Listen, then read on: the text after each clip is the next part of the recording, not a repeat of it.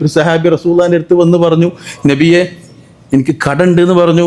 അപ്പം അള്ളാഹിന്റെ റസൂൽ പറഞ്ഞു, ഹീന തദ്ഖുലു ഇലാ ബൈതിക് ഇഖ്റ സൂറത്തുൽ ഇഖ്ലാസ്, നീ വീട്ടിലേക്ക് കയറുമ്പോൾ സൂറത്തുൽ ഇഖ്ലാസ് ഓതിയിട്ട് കയറിക്കോ, കടം വീടിക്കോളൂ എന്ന് പറഞ്ഞു. സഹാബി അങ്ങനെ ചെയ്തു. ഹസീനത്തുൽ അസ്റാർ എന്ന കിതാബിൽ ഇഖ്ലാസ് സൂറത്തിന്റെ മഹത്വം പറയുന്നിടത്ത് പറയേണ്ട ഈ സംഭവം. സഹാബി വീട്ടിലേക്ക് കയറുമ്പോൾ ഖുൽ ഹുവല്ലാഹു അഹദ് സൂറത്ത് ചൊല്ലിയിട്ട് കയറാൻ തുടങ്ങി. അപ്പം എന്തായി, അങ്ങനെ അയാൾ കടം പെട്ടെന്ന് വീടാനുള്ള മാർഗങ്ങൾ അള്ളാഹ് എളുപ്പാക്കി കൊടുക്കുന്നല്ല, ആകാശത്തു നിന്ന് ഇറങ്ങി വരുന്നല്ല, കാര്യങ്ങൾ ചെയ്യുമ്പോൾ അള്ളാഹ് ഇറക്കി കൊടുക്കും. അയാൾക്ക് എളുപ്പമായി കാര്യങ്ങൾ, കടങ്ങൾ വീട്ടി.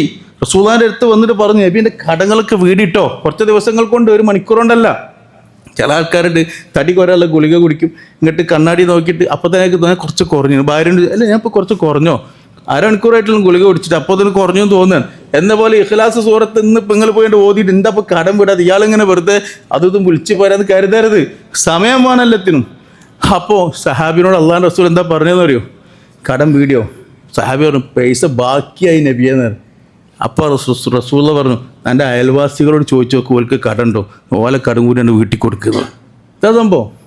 യാ വനിയു യാ മുഗനി, അത് നമ്മളെപ്പോഴും ചെല്ലിയ കടങ്ങൾ വീടും, പ്രതാപം ഉണ്ടാവും, ഐശ്വര്യം ഉണ്ടാവും. യാ റസാഖു യാ അള്ളാഹ്, ഈ ദിക്ർ എപ്പോഴും ചൊല്ലിക്കഴിഞ്ഞാൽ നമുക്ക് ഐശ്വര്യം കൂടും, പണം കൂടും, പ്രതാപം കൂടും, ഒക്കെ ഉണ്ടാവും.